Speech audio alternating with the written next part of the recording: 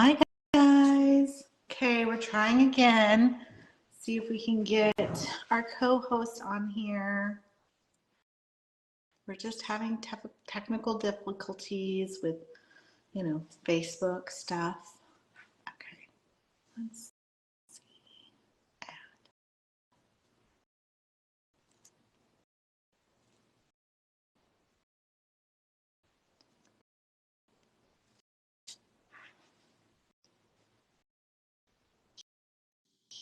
Hi. Hi. Yay, we figured it out. We did. Oh my gosh, how exciting. Well, welcome everybody. Welcome Katie. Thank you for joining me today. My name is Cherie. I'm with Messina Inn in Wimberley, Texas. I have been in the hospitality industry for over 10 years, and I am a certified wedding coordinator and have been the venue manager here at Messina Inn for over 10 years. Since we opened. I've been in the industry for 10 years. I've been the manager here since we opened in 2017. We are doing a Facebook Live series about how to plan a Texas Hill Country wedding. And during the series, we're going to be covering topics like florals, DJs, wow factors. So today we have Katie Rocks Photography joining us to give us the scoop on all things photography. So welcome, Katie. Please tell us about yourself. Thank you so much. I am Katie Rocks. I am the owner and photographer for Katie Rocks Photography. And I've been doing this for the last 10 years. I opened in 2014. And I have been super blessed. More than 200 couples have chosen me to photograph their big day. So I'm very happy to be here and to share some of the stuff that I've learned along the way. And, we can talk about our businesses and how we work together. Yeah. So Katie has been such an amazing photographer for us here at Messina Inn. She just really does a great job at capturing couples in our space, and I love her lighting techniques. So I'm just so thankful for you to be on with us today. Just to get our, things off of our checklist, right? So if you were joining us last week, you'll know that we were working with a $30,000 budget for the wedding, because the average wedding in Texas is $30,000, and for photography we have budgeted $2,500. Right. So that does fit into one of Katie's packages. So that's just so you know, if you're working with that budget, you can work with Katie. Yeah. So let's start off with, one of the things that you and I've talked about that we see a lot of in these wedding forums and things, and that's like, why do we need to hire a professional photographer? What's the value of that? Correct. There is a lot of people who, brides, aunts, uncles, who are like, no, you can save, you don't need somebody, you don't need to pay for them, or why do they cost an arm and a leg when then they're just clicking a button? But a lot of people don't see what goes around all of that. There is so much education, equipment, and all that they don't see, that we have to work with behind the scenes, right? And that's where our value comes in. Yes, we do charge in the thousands ranges, but that's not because, we want to charge you money. We want to, steal out of you. But it's because we do, like everybody else, we do have to make ends meet, and our equipment is very expensive. A professional photographer has at least 10 to 15,000 in gear invested. We're not counting education, because there's a lot of people who actually went to school for photography, or they keep educating themselves each year. There's also insurance, travel fees, paying another photographer. It's so much that goes behind it. So we don't want to charge you an arm and a leg. We don't. We would like to see what your budget is, because everybody has a different view on what the budget, or what it is to be in a budget. So if you're looking for a wedding photographer, and you are in a budget, please go ahead and be upfront about what your budget is. And I'm sure that lots of photographers will be happy to provide you with service within your budget. Yeah. So another thing that I think a lot of people don't realize is how much time y'all spend with, not only with the couple pre wedding, then on wedding day, and then the endless hours that y'all spend editing their photos. Correct. So Yeah. that those are all factors, everything that Katie mentioned, just like I do. I think in general that's a thing in not just in our industry, but in all industries, that everything that goes into it. So it's our equipment, our overhead, our staff, our insurance, our time that we're spending with you leading up to the day of, and ongoing. So yeah, well, thank you for sharing that purpose of a photographer, because yes, you may be able to get a friend to photograph your wedding, but are they going to have the proper equipment, first of all? Exactly. Do they really know how to edit it properly and things like that? I know that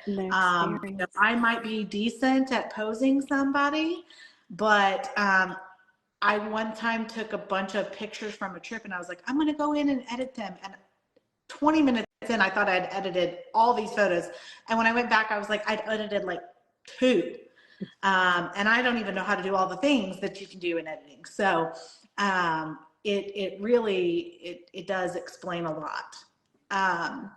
Another thing that I think we see a lot of is, and we talked about this, that there is different styles of photography and what that means, because part of what we're doing in this series is trying to educate our couples, because we know that y'all have never done this before. Hopefully y'all are never doing this again. And there's a lot online that tells you, well, ask this, ask that, but it really doesn't give you all the details that you need to know. And so that's kind of what we're trying to hone in on. So I learned something from Katie the other day that she's going to share with you, which is the difference between editing styles and shooting styles. So that's right. So yes, this is something that I really want to share with every single bride. It's a very important tip. Okay, so whenever you have to go and choose a photographer, if you go into the Knot or Wedding Wire or whatever, it gives you a list of things to ask your photographer. One of those is, what is your style? Now, this question is very, very complicated sometimes, just because people think that the style means 2 things. It means shooting style and editing style. So I want to separate those. There's 2 different things when it comes to style. One is how I'm shooting, how I'm photographing your wedding, what I'm getting, what I'm capturing. And the second one is, how am I editing your images? What am I going to enhance? What am I going to make brighter or darker? So there's 2 different things. So when you ask, what is your style? Please specify your shooting style or your editing style. So when it comes to a shooting style, there's a couple of several ones that kind of stand out the most, which is documentary or photojournalistic, which is just capturing things in the moment, click, just without posing whatsoever. Traditional is the one that has the classic images. Think of your grandmother's wedding pictures. That's your traditional photography. Editorial, that is coming up and coming more and more, is heavily focusing on lighting and posing, and it's more hands-on control. It's a photographer who will tell you, okay, you have to put your hand here, you have to put your hand there, tilt your head, and blah blah blah. But there's different styles. The question on the Knot and the Wedding Wire that really messes with me is that, what is your style? But personally, I can't tell you I'm whichever that style, because I have to be all of those styles during your whole wedding day in order to create the best images possible. So I have to be traditional when it comes to shooting your family portraits. It has to be. I have to be documentary if I want to shoot those beautiful moments that you're spending with your loved ones during your getting ready or your ceremony, those little details that nobody else sees, but I get to see. When it comes to editorial, that's my night pictures. I love doing editorial night pictures where it's very very obviously focused on lighting and on posing. And that is like the one image that you get that's the best out of your whole wedding day. So you have to, as a professional photographer, personally, I need to be all of those styles during your wedding day. But you can go ahead and ask them. And, if you're relying on one side or the other one, it's totally up to you. if you want traditional, you can just ask them, hey, this is what I want, or is this are you traditional, blah blah blah, and then go from there. But yeah, those are the, oh, and I didn't touch on the editing style. So the editing style, right? There's three major ones that I can recall. There's the dark and moody, which have really dark colors, heavy shadows and heavy contrast. It has a lot of brown and blackish colors, tones. Then there is the light and airy, which is completely the opposite, extremely white, overly undersaturated, and yeah, it's something that a lot of people like. You know, it's like people like chocolate, some people don't. So, and the third one is a true to life. It's the more traditional one. It's the one that everybody kind of agrees with. But again, this is something that you have to wait on. If you want something that's more light and airy, go ahead and find a photographer that clicks with you and is light and airy. Personally, I like to be what I call bright and vibrant. So I'm not light and airy. I am definitely not dark and moody, but I like true to life colors, and I do like to make it a little more vibrant than they are. So yeah, I hope that explains the whole difference of editing and shooting styles. Yeah, yeah, I think it does. I think that when I think of style, those are the things that I think of, is what the outcome of the overall picture is going to look like. But it's so informational and so helpful to get all of the full scope of it, you know, so that the couples can make their best decisions when they're looking. And that's what we're here today to do, is to help you be able to decipher what you're looking for in a photographer and how to go about finding a photographer. For sure. Again, you know, as professionals, we're always on those forums. And so I've been seeing it, and I'm sure you're just hearing it from couples, but people are saying that they want raw photos.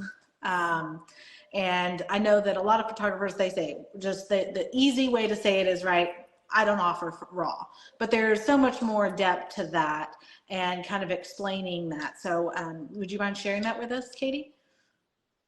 Yes. So definitely the two different kinds of raw images would be this. So the first one is the format .raw. Those are images that come straight out of our cameras. Those come in our SD cards, and that's what we plug into our computers. This is an SD card. We plug it into our computers, and this is where your images are at. We have to open these images in Lightroom. And if somebody else was to open those images in Lightroom and editing themselves without permission, they would be infringing copyright. So that is the reason why photographers do not release the raw images. Now, people, and I believe this is what's happening, a lot of people are confusing the raw format to unedited JPEG images. So a lot of brides, I think that they're asking for JPEG images that are not edited for them to have instead of the raw files. And then, you know, again, is people can ask for whatever. But that's exactly what I'm thinking. That's what I'm thinking is happening. So. Yeah. So let's talk a little bit about timeline requirements. And so when I'm saying timeline requirements, that could be a number of things. One of the things is how far out you think that you should book your photographer. Right. So at this moment, it used to be one whole year prior to their wedding day, a year and a half even.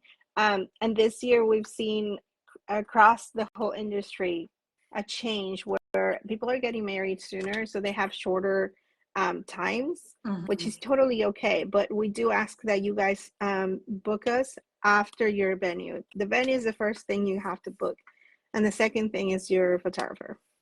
So. Right. Yeah. So I've actually heard from a couple of photographers that they won't book their clients without them having their venue because their date could change. And that's kind of the reason why getting your venue first, you know, so you can lock in that date, because you could have a specific date in mind and you could start trying low and not be able to find it, or you might fall in love with the venue, but they don't have that date available. So locking in your venue first and then your photographer is something I recommend to, especially if you're looking for a highly sought after photographer, because their dates are going to book up and there's That's right. only one of them. So they can't do, 3 weddings in a day. Well, you could jump from one to the other, but oof, okay. So, and then now on to the timeline requirements. As far as what I mean here is more wedding day. So determining what pictures you're wanting to get for the entirety of your wedding. So, things like getting ready and sunset and send off, and making sure that, you're getting the right lighting to not have so many shadows and things. For example, when a couple, reaches out to me and says, hey, what time should we have our ceremony? I always Right.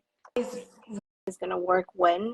So I suggest that we start getting ready about an hour and a half prior to their getting ready. And the ceremony is where you have to start that's your starting point. So let's say your ceremony is at 3, right? Because sunset is at 5. If you see that sunset is at 5, your ceremony needs to be at 3, 2 hours prior to sunset. So that determines where your wedding coverage starts. So, okay, you have to be done by 3. That means that an hour to an hour and a half, that's when your photographer starts. So your photographer starts at 2. And from there, you count on however many hours you want them at your wedding day. There's a lot of brides who want to have a smaller wedding, so they choose to have a 6-hour wedding or an 8-hour wedding, which is the average. A 10-hour wedding is, covers absolutely everything, and it has time, like a lot of extra time. I recommend 8 or 6-hour weddings. I know that Sherry loves the 8 hours. I think those are your favorites. Yeah. Well, so, I find that couples have a hard time deciding sometimes when they're shortened, if they want what things are important to them. And to me, I want my brides to be able to get everything that they want, not just having to choose what is priority to them. And so that's why ideally I want, every couple to be able to do the 8-hour package, because that way they can get everything from, hair and makeup to, send off. Exactly. That's absolutely right. Yeah, an 8-hour package covers from getting ready to send off. If brides are on a budget, however, if they want to have a 6-hour coverage only, it's absolutely doable. I do recommend, though, that you do not skimp on the getting ready part. It's not about you putting your dress on as much. It's about what's happening with your people. It's where the emotions are the strongest. You see, your anxiety to see your husband to be, your mom, the love, the not heartbreak, but you know what I mean? Like that feeling, I can't even describe it. Yeah. That you see. When you said emotions, it's just that, in itself. The first, your mom or even your best friend, your sister, helping you put those last final touches on is just something that you're both going to remember for the rest of your day and for your rest of your life. Hopefully you remember it past that day. But for the rest of your life. And so having pictures to remember that, especially if somebody is no longer with you or something like that, being able to do that. Just because you choose to cut out early if your budget doesn't allow, I mean, I don't know about you, Katie, but we do mock exits a lot when we have those kinds of situations where we're still getting that sparkler or bubble exit or whatever it is that you're wanting to do, but we just do it a mock, and then everybody goes back to partying and keeps the party alive. So absolutely. Yeah, that's exactly what I tell my brides every time. If you're on a budget and you want to save some money, cut off 2 hours prior to your getaway, your traditional getaway. Yeah. And create a fall exit, a fall getaway, just sparklers, bubbles, whatever you want. We'll go outside. We don't tell anybody that this is a getaway. We just say, let's go outside. We're going to take a picture. We line them up. You do your thing. And then, okay, let's go back and party. And nobody knows, and that's it. Yeah. It's end of the coverage for us. You still get your getaway. And you still, you're still within the lines of your budget. So I agree with you. It's the best solution. Yeah. 6-hour weddings. And Those are my, I know you don't like those. Those are my favorites. No, I Um, know. well, I mean, you still got all the editing to Yeah. do. Uh, and another thing that just popped in my mind is like when we're doing a mock exit, a lot of times that's when like grandma and grandpa and aunts and uncles, they head out after that. And so actually it kind of gives them an out without feeling like they feel bad for leaving, is they're not trying to stay and party the night away. So that's a kind of another thing to think about with that as well. I never thought about it that way. You're right, because a lot of grandparents and older people do not stay past a certain hour. So if you have your getaway before your real getaway, you'll see them in the pictures. They'll be there with you. They'll show that emotion. Yeah. So that I never thought of it. Thank you. That's a fantastic thought. Yeah. And this kind of goes in line with timeline, but also just another topic for photography is going to be engagement sessions and bridal sessions. So me personally, I think that you should do at least one of those with the photographer that you're using for your wedding day. This is kind of coincides with, hair and makeup and things like that. Even though you might have somebody who's highly rated for your hair and makeup, you might want to make tweaks, and that's so much easier to do if you've done the mock and you can go back and the trial run is what they call it in hair and makeup. Right. And you can go back and be like, hey, I like this, I didn't like that, let's do this, or I don't think I had enough va-va-voom or whatever, the case may be. And so you can kind of give them those guides before the wedding day, which is a huge help to both you and them. And also if it's just a disaster, you can find somebody else. And so that's kind of the same thing with photography. It gives you a time to warm up to your photographer and stuff like that. And I'm going to let you talk more about why it's a good idea. So take it away. Yeah, of course. So an engagement session is something that I always offer to my clients, and it's one of the things I offer in my packages, just because I get to see my clients and how they act, what their chemistry is like, how do they pose naturally, and it's just an exercise for me to see what poses are going to work best on their wedding day and which ones won't. That way I'm not really guessing on their wedding day. Although if we do not have an engagement session, I have tried and true poses that work for every single one of my couples. But still, it's nice to see some that are unique and bring the laughter out of you and just organic.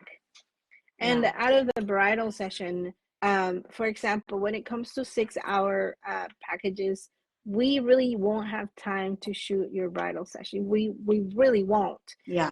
The time is really short, and even with an 8-hour package, you would get very limited, about 10 minutes of a bridal shoot or so.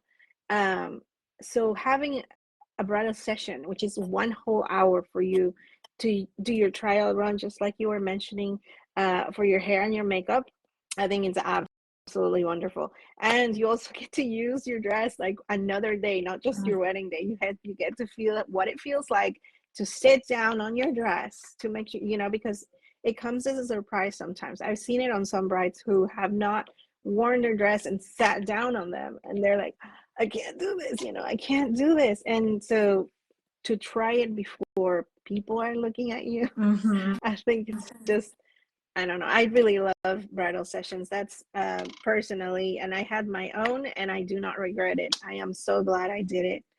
We did not have time during the wedding at all. So, in my experience, girls, please have a bridal session. So one of the things that I've seen a lot of girls say is like they don't want to do the bridal session because they don't want to mess up their dress before the big day. Oh, that's so right. I've seen some tricks of what some photographers do to kind of alleviate some of that concern. Do you have any, pro tips for that? Yeah. So I ask my brides to shoot at their venue. That is the number one thing. I'm not gonna ask them to drag their dress through mud or anything like that to get it dirty. This is where it comes to be more editorial photography, because I have to focus on their posing and on the lighting. So I can post them all the time. At a certain spot, I tell them, okay, let's go to this spot. We'll pick up your dress. We'll get you there. We'll gently let it go. And Right. then it won't drag stuff. It won't drag mud or anything unless, I'm not going to do that. I won't do that. Yeah. But that's one of the tips. The other one is to stay within, the grounds that are covered or where there's no grass. The venue that you choose is beautiful. You love that venue for a reason. So there really isn't a reason for you to go out somewhere else. That makes sense. Yeah. But I know that every single venue offers that service as a courtesy, right? To provide brides a bridal session time. Most of them, yeah. Yeah. Yeah.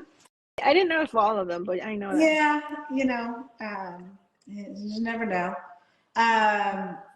So one thing that I saw a photographer do one time that I thought was ingenious, because we are an outdoor venue. Now we do have our concreted areas and our indoor areas, so you can avoid the grass if you want. But what a big attraction to our venue is the lawn along the creek. And so one time we did in one of our bridal sessions, or it may have been a photo shoot, I can't exactly remember, but they brought a shower curtain and put it underneath the dress. So she held the dress up, they put the shower curtain down and set that on it.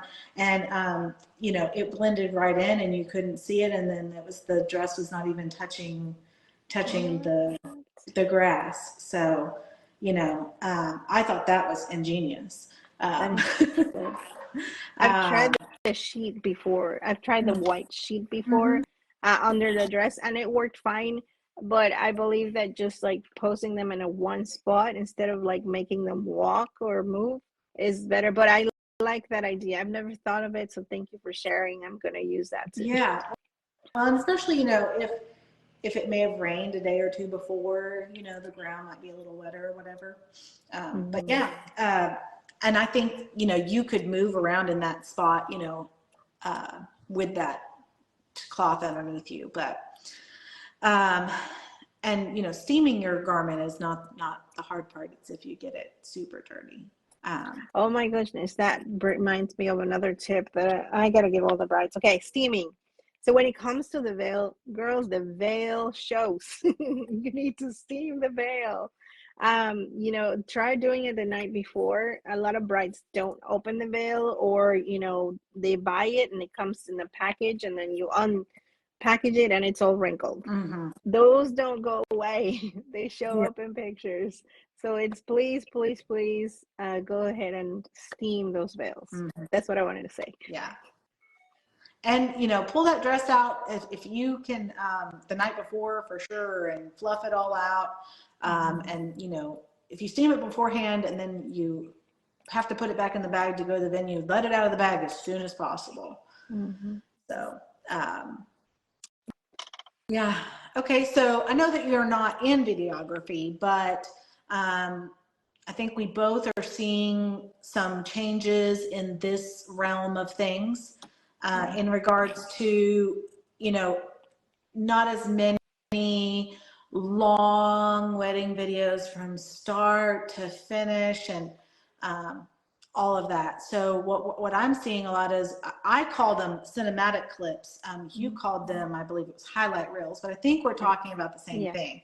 So any thoughts or anything to share on that? Absolutely. So there are couples who are going towards the highlight reels only because of social media. Social media is playing such a big part on how couples are getting their moments captured. So highlight reel is something that every videographer will provide you with. It's just the highlights of every single event. The ceremony, the vows, a little bit of dancing, things like that. Now, traditionally, we would have a video, right? A longer video, like you mentioned, where the whole ceremony is filmed, and then you have the toast and everything's filmed all in a sequence. But nowadays, it's just a highlight reel. And I know some videographers offer only the highlight reel compared to the whole thing. So cost-wise, I believe that some people are just veering towards the highlight reels only. And I know that we had talked to about video and the video creators, the content creators. Mm-hmm. So I came across this post not too long ago of this photographer who's now doing content creation on videos, right? For every wedding. So she takes her little tripod or her stabilization camcorder thingy, and she puts the phone in there, and she does the whole wedding. She takes it, she videos the whole wedding with it, and she turns around, she gives you like a highlight reel of the whole wedding, but it's little bits and pieces, so you can post on Instagram or wherever you want to post. So I thought that was very interesting, and a lot of people are, I think, they're going to start doing that. Yeah. Yeah. So just to recap, the two things that we're seeing in the videography world right now that are going on is cinematic clips or highlight reels and content creators. So I think that we're going to see a lot of content creators in a lot of different realms, not just the wedding realm, but you know, social media is king right now. So That's right. one of the things that we were talking about too was favors. So, you know, so many brides, they kind of go back and forth. Do they want to do favors? Do they not want to do favors? What kind of favors to do if they want to do them? And to be honest, you know, as a venue, I see what's left at the end of the night. And, you know, you give a little chocolate or I don't know, some little trinket, and so much of it's left behind. Even the koozies that everybody loves, you know, if you get one, more than one per person, like you're going to have so many left over at the end of the night. I recommend going with about half because not everybody's going to use one or take one. But there is a new thing that you were telling me about, Katie. So tell me about that. So it's a concept of, instead of giving out party favors, they would hire a portrait photographer for their cocktail hour. So for just 1 hour, and this photographer would take pictures of every guest, portrait style, you know, pose them real nice. They're already coming in with their best outfits. They are looking the best that wedding day. But what they don't have is a good picture of them looking their best. So the best gift that you can give them as a bride is to hire a photographer who's a portrait photographer for them to have that picture.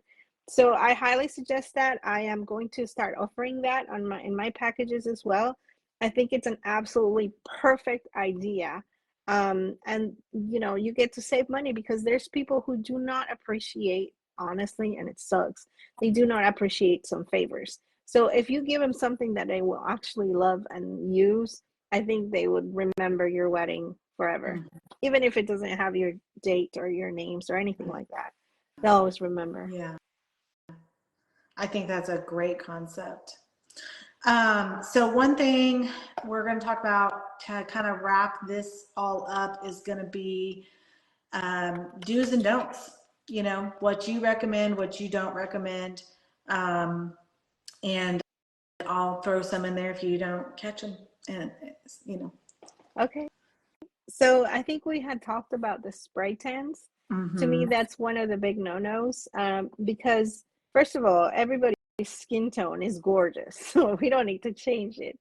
And having a spray tan makes you orange. I need to be super blunt, but it's true. It makes you orange, and it photographs orange. You know, so there is so much we can do in Lightroom and Photoshop, and you know, it's better for you guys to not have a what did I say?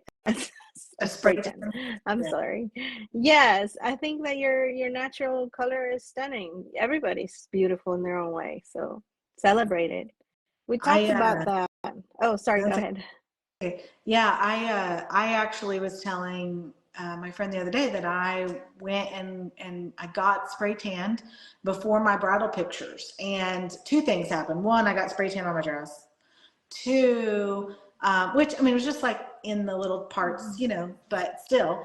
And two, my bridal pictures, I looked orange. You know, I did. And on wedding day, I had just tanned, and so I was a little bit just in a tanning bed, of course. you know, tan from that, but not baked orange. Gotcha. Yeah, I totally understand what you're saying. The another don't and I do was that the thing about the veil, I do agree that it needs to be ironed if possible, you know, to make the best images possible. I highly suggest to do a dad's first look. I think that's something that's been happening more Yeah. often. I know, isn't it sweet?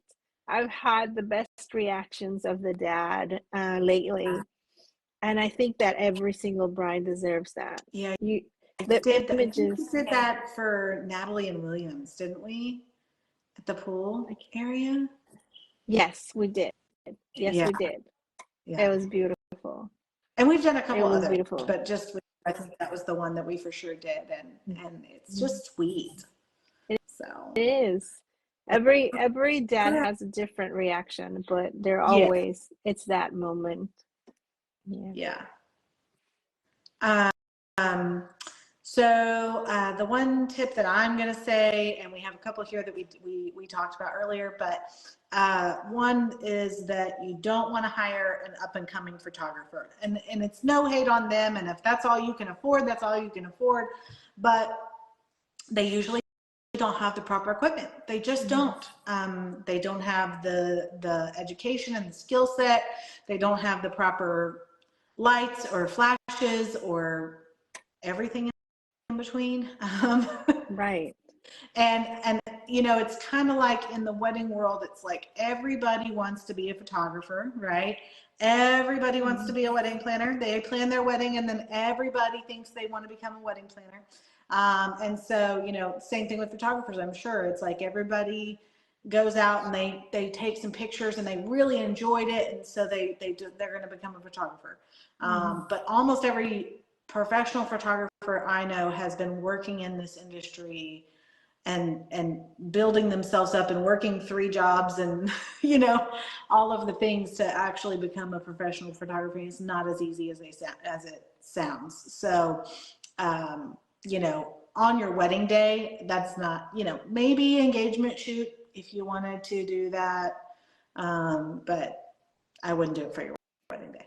Right. No, I understand. And I do not want to come across as mean to the new ones, you know, to the new up and coming ones. No, because But we all knew at one point. right.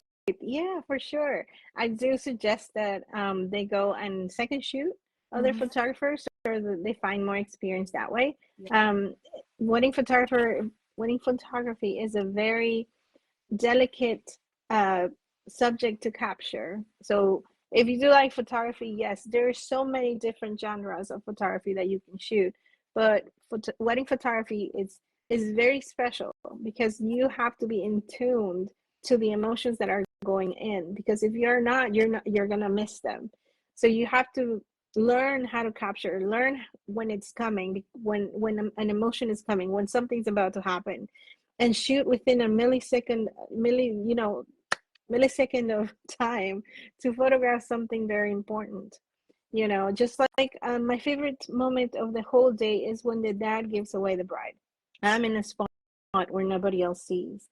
The way I shoot it is this. I'm in the front where the officiant, right next to the officiant, and the groom is like right after that. So I get to see when the bride comes walking down the aisle, and I get to see the groom's reaction, which is everybody loves those. Everybody sees those. But no one sees the dad. No one looks at the dad. And I look at the dad. And the moment when he gives you away, the last second that he's holding on to your hand and you can see his emotion, that right there is what I shoot. It's one of the most beautiful moments of the whole wedding, and it gets me every single time. I mean, 10 years later, and it still gets me. So yeah, that's one of the ones that, okay, so sorry, I got deviated from the subject. Yes, photographers, please go and, you know, train with other photographers. It's going to be a while. It's not easy to do. It's very expensive. And you know, I just wish that a lot of people would realize how much time and commitment and blood and sweat and tears we put into this industry. So Yeah, it was that's one of the. I have seen first of all, I hired a photographer who was up and coming for my wedding. Now, granted, I did not have a $30,000 wedding, and you know, he was very sweet and he tried to get the right lighting and everything. But you know, I got married out on the golf course, and when it came time to do our portrait styles, you know, our family pictures and things like that, he was able to get our bodies, but the whole background of our pictures, which was these beautiful old oak trees, you couldn't see. It was just completely black, because he didn't have the right equipment or the knowledge to, you know, put the settings right or something. I don't know what it was.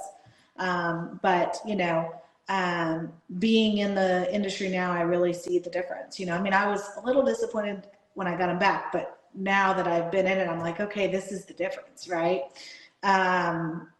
So the other thing I would say is always check your photographer's gallery and website. If they don't have a website, they're probably not that legit. That's right. And not only that, but professional photographers, most of them join Professional Photographers of America. So there's different groups that you can check and see if these are really professional photographers. Having insurance also tells you, okay, this one's a pro. You know, like you said, the website has a lot to do with our work. I think it's one of the most important things, aside from our cameras, that we have to show.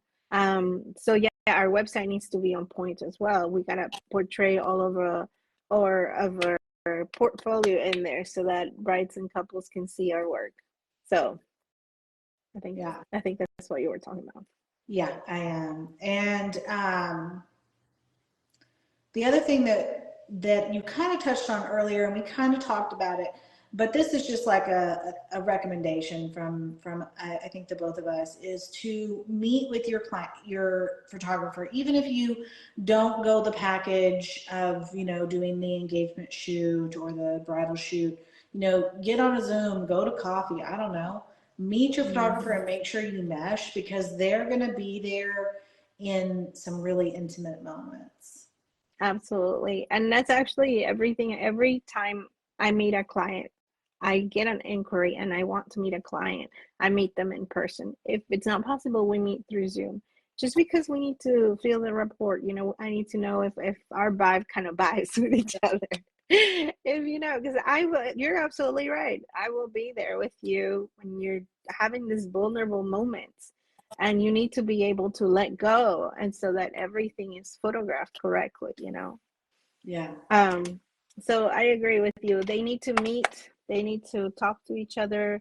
I like you had mentioned as well, an engagement session is a very plus. You need to have that done. I really highly suggest to have an engagement session done, to see how you guys react, your vibes, how the chemistry works with each other.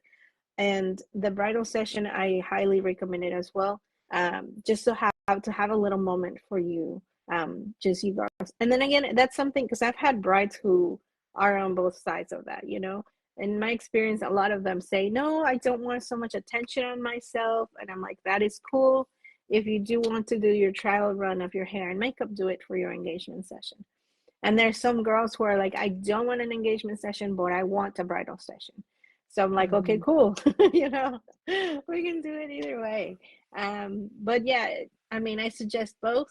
It depends on their budget, and it depends on their own wishes. But I think those are some good do's and don'ts that we've talked about. I think do you have any other one? I don't think do's and don'ts. I think that pretty well covers it. You know, my biggest thing is, like I said, just hiring a professional. It's so important. You know, if you know, we have brides that don't want to hire certain vendors because they just don't think they need them. And photography is, you know, your DJ. Not saying that any of these vendors are saying select these vendors or don't. I'm just saying, you know, certain things, you know, if you decided to not go with a DJ, okay, you know, that could go great or it could go bad. But your pictures, if you don't have that, that's something that's going to last with you forever.